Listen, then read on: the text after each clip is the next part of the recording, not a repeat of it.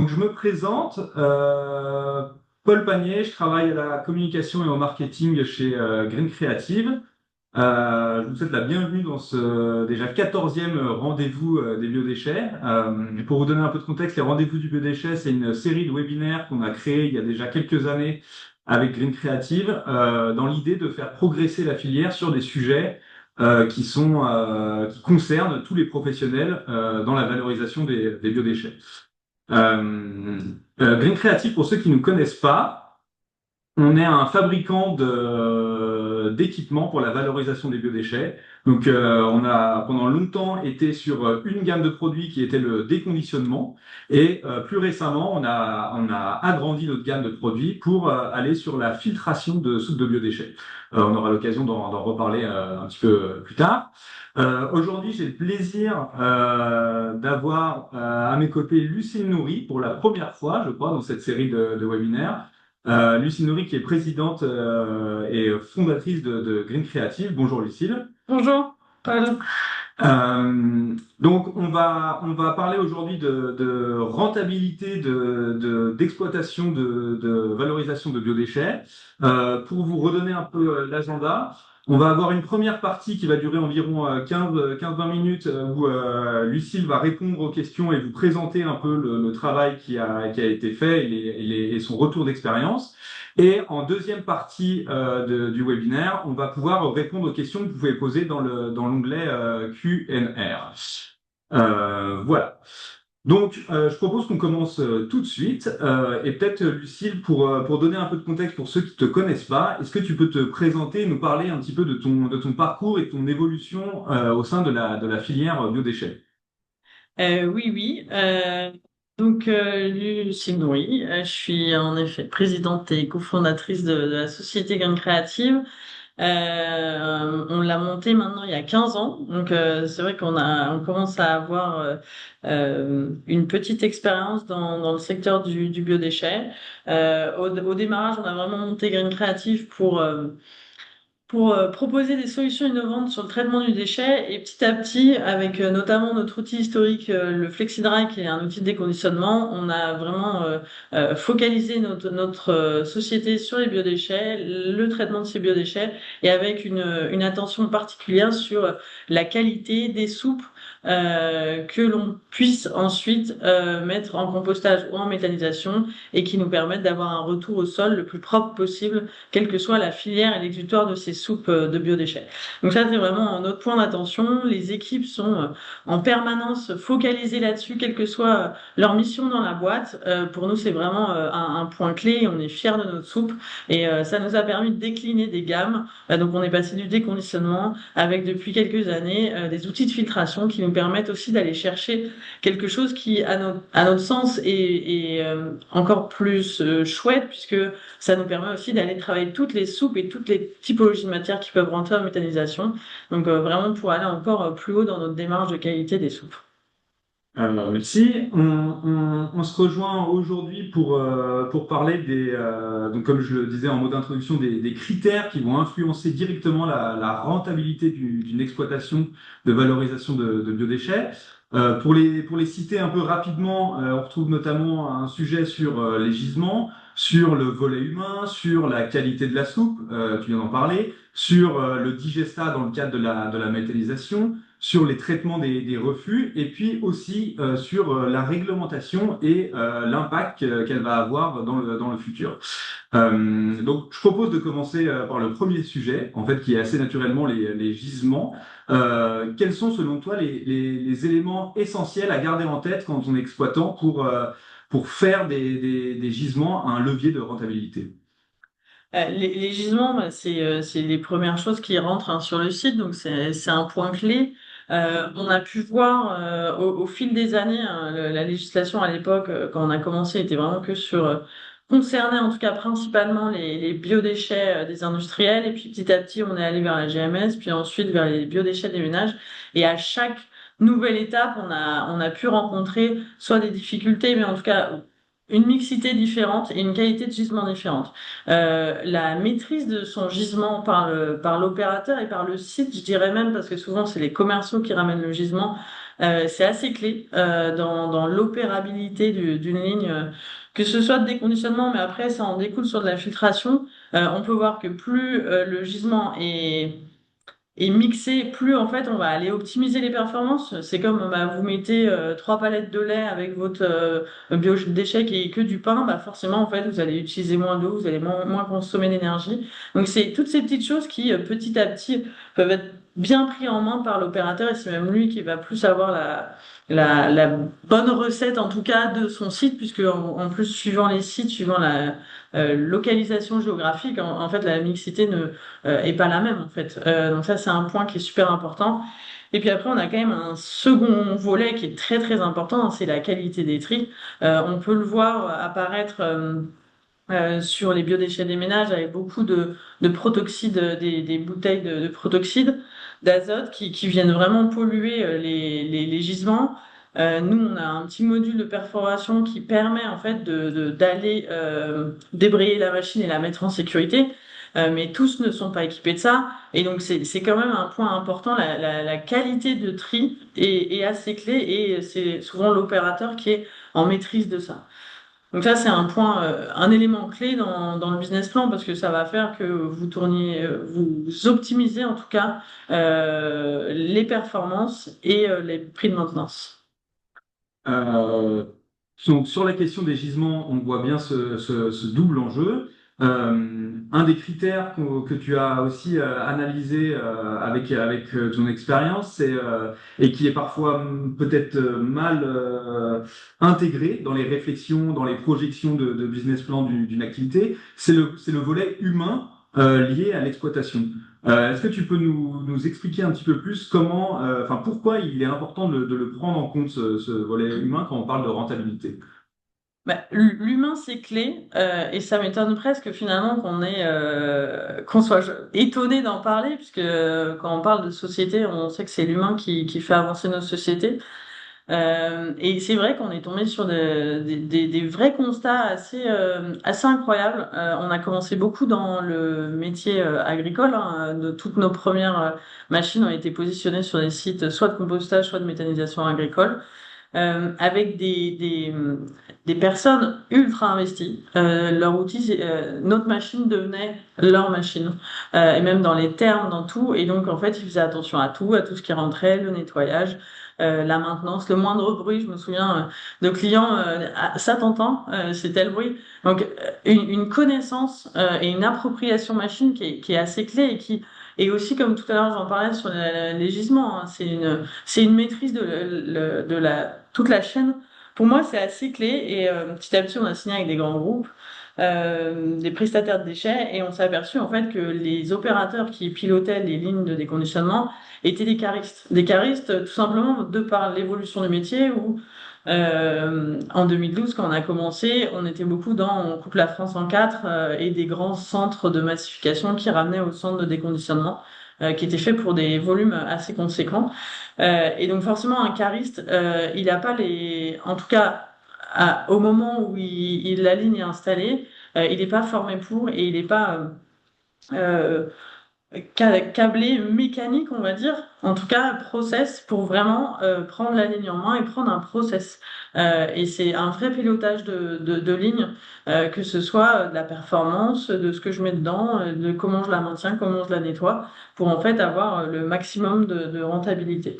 Et pour moi, c'est un sujet qui est des fois difficile à entendre par les clients, mais en fait, je pense, et on l'a souvent dit, c'est investissez vos gars. Si je peux donner un conseil, c'est investissez vos gars dans l'appropriation, et surtout le plus en amont possible du site. Et on voit j'ai des sites avec des prestataires de déchets, donc pas des profils agricoles, qui y arrivent très bien, parce qu'en fait, le choix de la machine, le comment on va implanter la ligne, quel type de déchets on va recevoir, mais en fait, les gars sont impliqués. Et ça, c'est quand même assez génial. Donc ça, pour moi, c'est un point important. Et je rajoute même une brique que j'ai pu voir récemment, c'est le sponsoring. Souvent, quand dans sa société, on met en place un ERP ou un gros changement de transformation, de sa boîte, on nous parle souvent de sponsor, de sponsoring, et que la direction doit être sponsor. Et ça, je pense que c'est assez clé. Il faudrait qu'on le voit aussi dans nos métiers. C'est si en fait les moyens ne sont pas donnés aux équipes d'aller dire, bah non, en fait, ce gisement-là, c'est plus possible, en tout cas en l'état. Ou tiens, il me faut des moyens pour mieux nettoyer, mieux maintenir. Mais en fait, il faut que la direction, je pense, sponsorise. Et en fait, c'est pas un investissement perdu en termes de rentabilité long terme. Donc ça, c'est des points quand même assez clés dans le ROI. Ok. Donc on voit bien la qualification des exploitants, que ça soit en fait surtout dans des schémas où les équipes dirigeantes qui elles vont acheter des solutions, acheter des équipements, ne vont pas prendre part à être sur le terrain tous les jours. L'importance d'avoir des personnes qui sont intégrées et même concernées dès le départ de la réflexion en tant que facteur de succès. Euh, le critère suivant, alors on en parle beaucoup chez Green Creative, c'est la qualité de soupe organique qui est produite suite au déconditionnement. Euh, et alors, il y a quelque chose qui pourrait paraître assez évident, mais n'empêche que on voit que c'est pas tout le temps le cas. Est-ce que tu peux nous expliquer en quoi justement la qualité, ou alors ça dépend où est-ce qu'on place le curseur, peut devenir un véritable levier de rentabilité pour une exploitation? C'est en effet un point clé. C'est pour moi un des sujets essentiels et qui bouge progressivement, qui est quand même assez intéressant. Déjà, le premier point, c'est la qualité de soupe permettra un digesta, un coproduit organique propre, donc que ce soit du compostage ou de la méthanisation. Donc forcément, ça a de la valeur.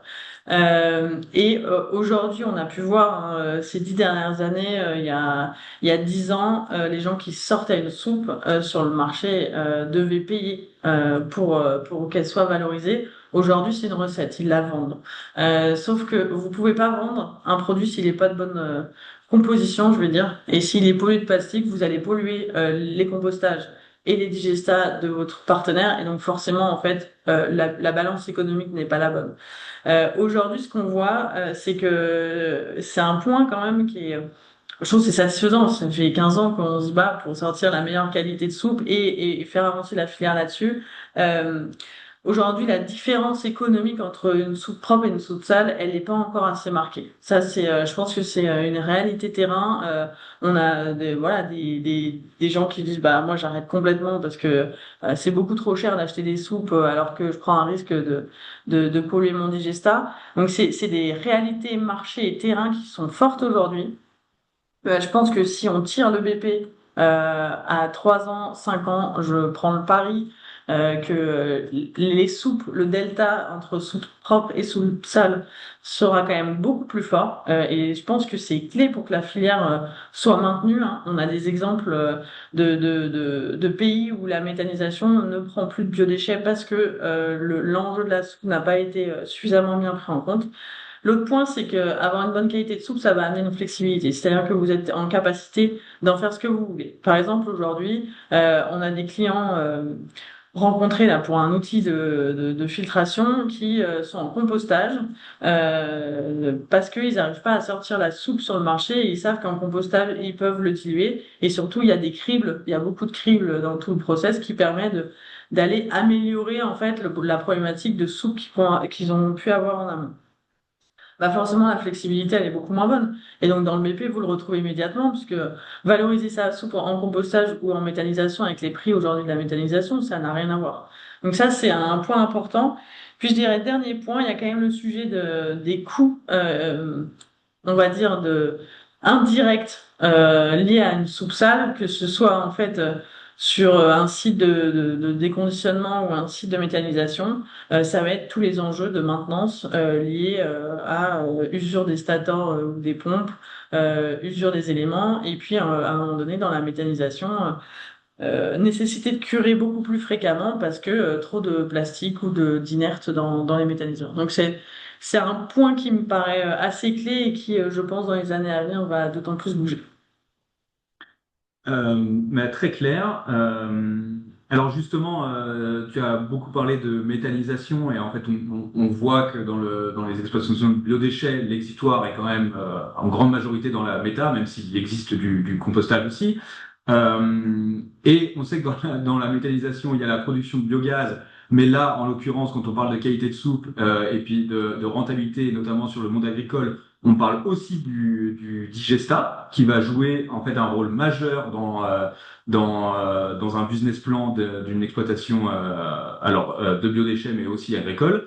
Est-ce que tu peux nous donner un peu des éléments de réponse sur en quoi en fait avoir un digestat qui est pollué ou un digestat qui est super propre et très riche, ça peut potentiellement inverser la tendance. Oui, tout à fait. Et j'ai deux cas assez simples. Je vais surtout parler en fait de l'expérience que j'ai grâce à nos clients, hein, puisque je suis pas sur le terrain à utiliser le Digesta. Un cas positif d'un client qui a sa méta et un déconditionneur sur place. Aujourd'hui, le Digesta, ça lui permet d'économiser 150 000 euros d'engrais. Donc ça a un sens quand même économique très fort. Ça a aussi une vertu, bien sûr, environnementale et aussi au niveau de ses cultures. Et aujourd'hui, on peut pas dire qu'il y ait une revente du digestat parce qu'en plus c'est entre associés et c'est leur terrain.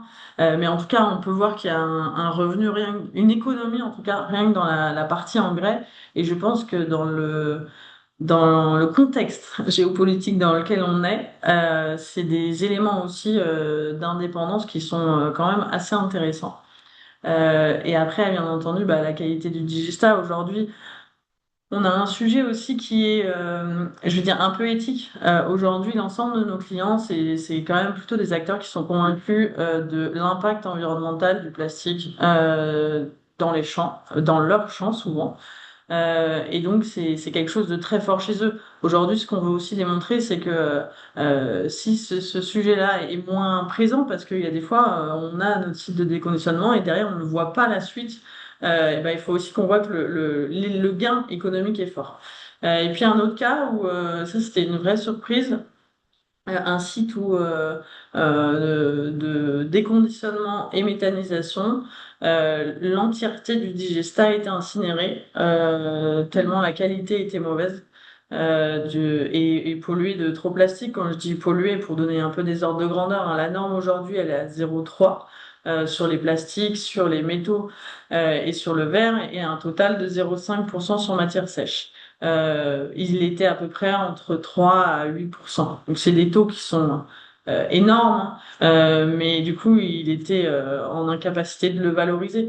Donc en plus de ça, là, ça a un vrai coût et ça a un double coût. C'est double peine puisque ça a le coût d'incinération et en plus de ça, c'était son site d'enfouissement et il pouvait pas accepter d'autres matières qui lui permettaient de d'aller en tout cas capter du chiffre d'affaires sur ces matières-là. Donc voilà, le digestat et je pense, on est aux prémices du sujet de reconnaître la vraie valeur ajoutée d'un digestat, mais je pense que c'est des choses qui peuvent bouger dans les années à venir. En effet, oui, quand on voit les ordres de grandeur, c'est pas négligeable. Alors, un autre critère qui, je pense, prend de plus en plus d'importance dans les business plans des exploitants, c'est la qualité des refus, des indésirables. On parle beaucoup de la soupe, de la matière organique, mais en fait, la qualité des indésirables va aussi jouer un jeu et avoir du coup son poids dans la balance. Est-ce que tu peux nous expliquer dans quelle mesure les refus ils peuvent impacter justement la rentabilité d'une exploitation? Oui, les refus, c'est marrant parce que quand on a commencé, c'était Lucille, c'est pas grave si j'ai un peu plus de refus. Moi, ce qui m'intéresse vraiment, c'est la qualité de soupe. Je me souviens quand de ce client. Et c'est vrai que c'était annexe, en fait. À l'époque, je pense qu'on était autour de 20 à 60 euros par tonne, le coût de traitement, que ce soit incinération et enfouissement à peu près. Aujourd'hui, il faut savoir qu'on est monté sur des coûts à plutôt 200 euros la tonne. Et donc forcément, bah, ça a un impact très fort. Donc aujourd'hui, c'est regardé. Ce qu'il faut faire attention, c'est de le regarder sans dégrader les autres performances, qui pour moi, certaines prévalent, comme la qualité de soupe. Mais en tout cas, c'est clé. Et donc les refus, il faut essayer de les optimiser. Et donc là, c'est plutôt des choix de machine, très clairement, hein, sur les sujets de refus. Ça dépend peu des mix et des autres critères, mais voilà, c'est des points importants. Ce qu'on peut voir quand même aussi aujourd'hui, c'est que euh, les solutions de valorisation des refus, ça reste quand même principalement, hein, quels que soient nos clients, de l'incinération ou de l'enfouissement. La valorisation matière, je pense que 10% de nos clients sont sur ces questions-là et y arrivent. Alors ça va beaucoup dépendre des gisements entrants là. Mais voilà, là-dessus, c'est des points clés. Et en fait, plus vous allez avoir des refus propres, ça veut dire que vous avez moins de matières organiques qui sont aussi sur vos refus. Et ça veut dire que vous perdez pas de matière organique qui aurait pu avoir une rentabilité aussi financière de gain, soit de soupe si vous la vendez, soit de création de biogaz si vous êtes propriétaire d'une méthanisation.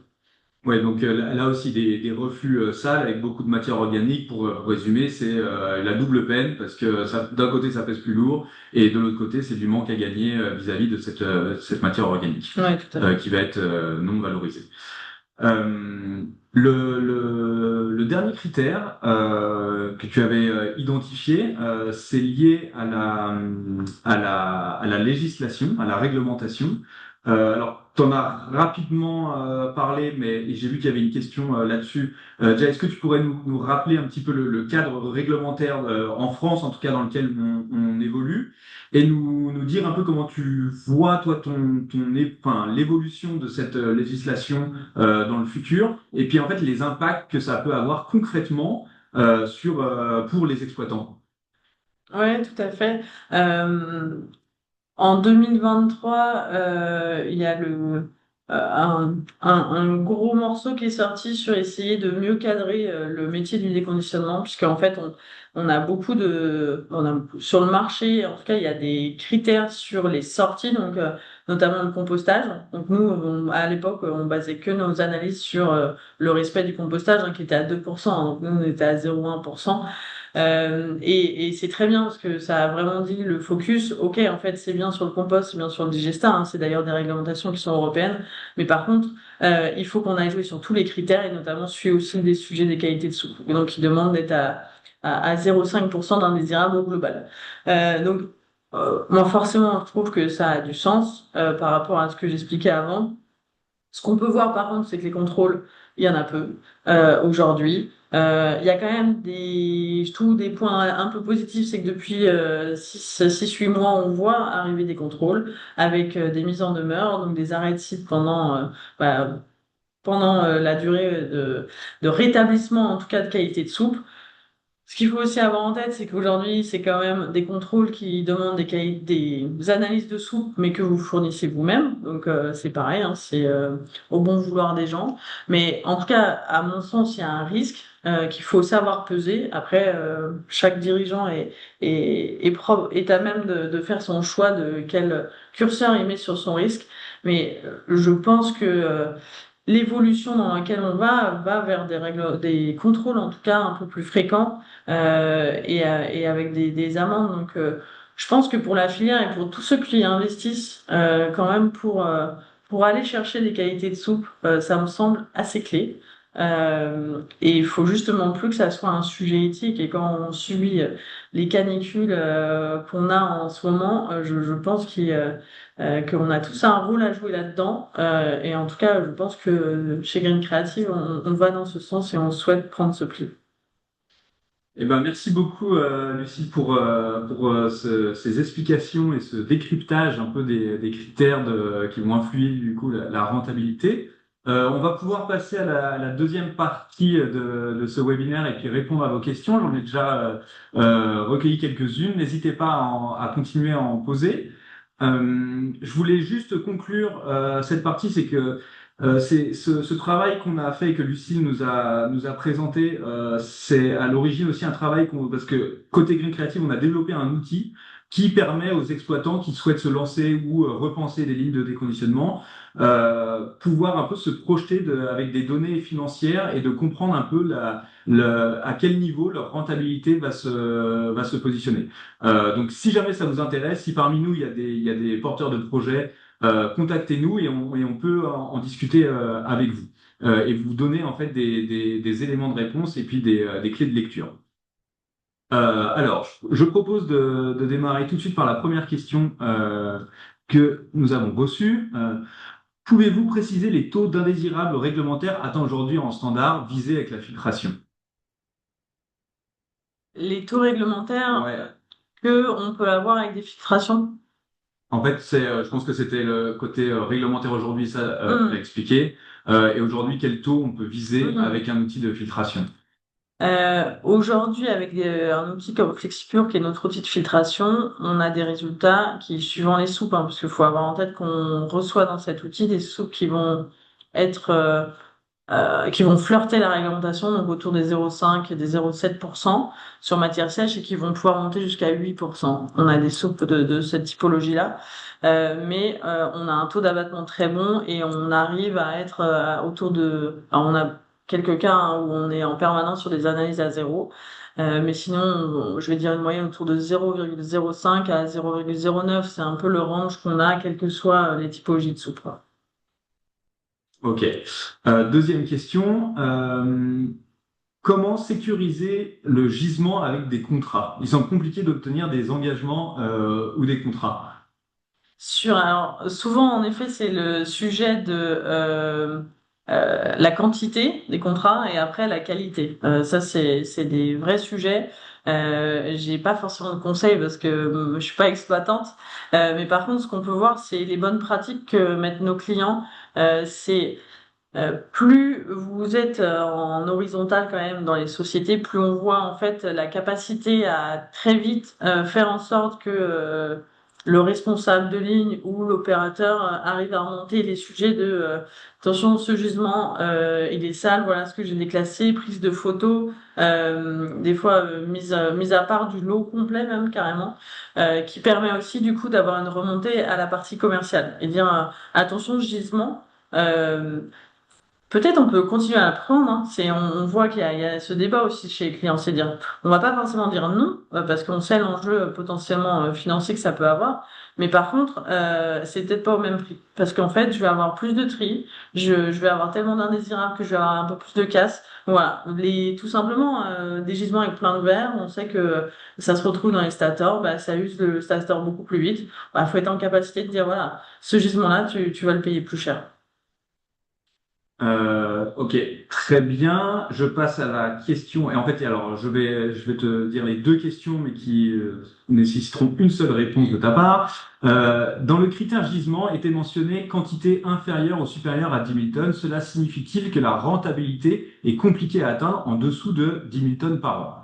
Et la deuxième question qui fait le lien, la quantité de biodéchets à traiter est-elle toujours de 4 000 tonnes par an pour espérer un minimum de rentabilité? Alors, on a un super exemple parce qu'on a un client qui a monté son site pour montrer que la rentabilité pouvait être entre 3 et 5 000 et c'est ce qu'ils ont obtenu. Ils sont en train d'ouvrir un deuxième site. Donc aujourd'hui, non, le ratio 10 000, c'était que dans notre tableau qui après permet en rendez-vous de pouvoir sortir les grandes lignes du BP, c'est pour montrer en fait qu'il y a un enjeu de qualité, de quantité, pardon.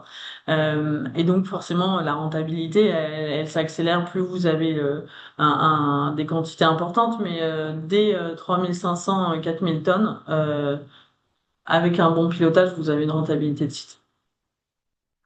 Euh, Très bien. Alors, je récolte les questions au fur et à mesure. Sur le volet humain, est-ce que Green Creative délivre une formation sur le métier de déconditionnement? Oui, on fait des formations à la mise en service et deux typologies de formation. C'est celle d'appropriation de notre outil avec la maintenance, le nettoyage, l'entretien. Ça qui va être une partie théorique et on va faire toute une partie opérationnelle, on va dire. Donc c'est comment j'opère la ligne, la sensibilisation par nos techniciens tiens, quand tu vois ça, il faut que tu réagisses là-dessus. Le pilotage de l'eau, par exemple, aussi, qui est mis à disposition des opérateurs, hein, puisque on a des clients, si, par exemple, pour vous donner une idée, hein, on a des recettes dans nos machines et suivant la GMS, la GMS l'été, vous avez beaucoup de fruits et légumes, alors que l'hiver, vous avez beaucoup de viande, de fromage, de pain. Bah forcément, en fait, votre GMS, on l'appelle pareil, sauf qu'elle n'a rien à voir en hiver comme en été. Donc là, l'opérateur va piloter l'eau ou alors, par exemple, mettre une mixité de gisements de lait. Donc ça, c'est des choses que justement on apprend, on conseille à tous nos clients lors des mises en service d'avoir le maximum, bah, d'avoir les déchets dont on a besoin pour faire les mises en service, mais aussi de pouvoir amener des déchets, soit qui vident à capter dans les années à venir, soit qui vont avoir, mais qui sont pas forcément dans nos protocoles. Et ça nous permet en fait de les aider à faire les bonnes recettes et à faire la recette avec eux, puisque aussi les opérateurs sont en capacité de faire des recettes. Ok, donc je vois qu'il y a pas mal de questions. Alors, face à l'évolution des attentes de retour au sol ou de la réglementation, les process évoluent et s'additionnent de plus en plus. Cela génère une augmentation des CAPEX et des OPEX. Exemple, électricité, maintenance. Quid du pricing d'entrée que vous n'évoquez pas pour supporter l'investissement et les coûts de traitement? Quelle réflexion menez-vous en position de constructeur pour développer des solutions moins CAPEX ou OPEXivores? Ouais, c'est une très bonne question. On réfléchit en ce moment avec un méthaniseur pour faire un site pilote pour justement permettre d'analyser ça. Parce que moi, ce que je souhaite démontrer, c'est qu'aujourd'hui, la filière, elle peut être propre si elle en a envie. C'est-à-dire qu'on est en capacité d'aller largement répondre aux réglementations. En effet, il faut du CAPEX. Et il y a peut-être un sujet à la fois en termes d'opérateurs, de fabricants, hein, de travailler ces sujets-là. Mais nous, ces sujets-là, on arrive très bien à les travailler quand on a des quantités. Et aussi, c'est à travailler au niveau des coûts des soupes, c'est-à-dire la valeur des soupes. Aujourd'hui, on a des courtiers au niveau des soupes. On a peut-être aussi un vrai sujet, un questionnement sur c'est quoi la valeur d'une soupe propre et d'une soupe sale. C'est ce que j'évoquais tout à l'heure. Et donc, c'est un peu l'idée, c'est de dire, OK, pour avoir une soupe propre qui va pas détériorer mon méthaniseur, pas détériorer mon digestat, OK, à combien faut qu'elle rentre sur mon site pour que ça soit acceptable?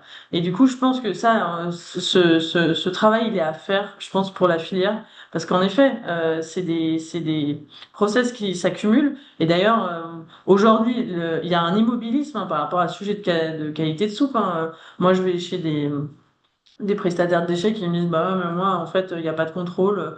Donc, j'ai mon sujet de risque, hein, le dernier dont on a parlé. Et puis, l'agriculteur du coin, il dit, bah moi, j'ai plus envie de recevoir ces soupes, elles sont trop sales. Et puis, c'est pas moi qui vais payer un investissement, alors que, en fait, les soupes, c'est le travail qui est mal fait en amont. Donc, aujourd'hui, on voit que c'est un vrai sujet, ce CAPEX. Sauf que, aujourd'hui, pour moi, il vient, entre autres, du mauvais ratio soupe propre et soupe sale. Ok. On a une dernière question. Quelle est la quantité d'eau nécessaire en moyenne pour le fonctionnement du process? Mètre cube d'eau utilisé par mètre cube de soupe sorti. Alors ça dépend vraiment des process de déconditionnement que vous choisissez, justement. Et si on parle juste filtration, nous aujourd'hui, on met pas d'eau dans l'outil de filtration, sauf si le client souhaite en ajouter pour augmenter ses débits. Mais forcément, hein, quand on ajoute de l'eau, on augmente les débits puisqu'on traite une matière plus importante. Donc, il faut se méfier de cet effet visuel, on va dire. Mais donc voilà, le chiffre, il va dépendre énormément du process que vous avez sur la globalité, il y a aussi, il faut avoir en tête hein, un taux de matière sèche de GMS, par exemple, les gens n'ont pas forcément en tête, on va être entre 45 et 85% de matière sèche. Une pompe, elle accepte dans son process hein, des matières sèches plutôt autour de 15 à 27-28% de matière sèche. Donc, de toute manière, les biodéchets, on est en déconditionnement, on est obligé d'ajouter de l'eau, si en tout cas on veut que ça parte en méthanisation. Il est clair qu'en compostage, on peut se satisfaire de faire tomber dans une vis et puis ne pas ajouter d'eau. Donc ça va vraiment dépendre du process. Ok, j'ai une dernière question. Je pense que c'est par rapport à une réponse que tu avais apportée tout à l'heure sur les tonnages minimum vis-à-vis de la rentabilité. Est-ce que c'est alors entre 3000 et 5000 tonnes, est-ce que c'est possible d'atteindre un seuil de rentabilité avec un outil de filtration? Ah oui, complètement. Ouais.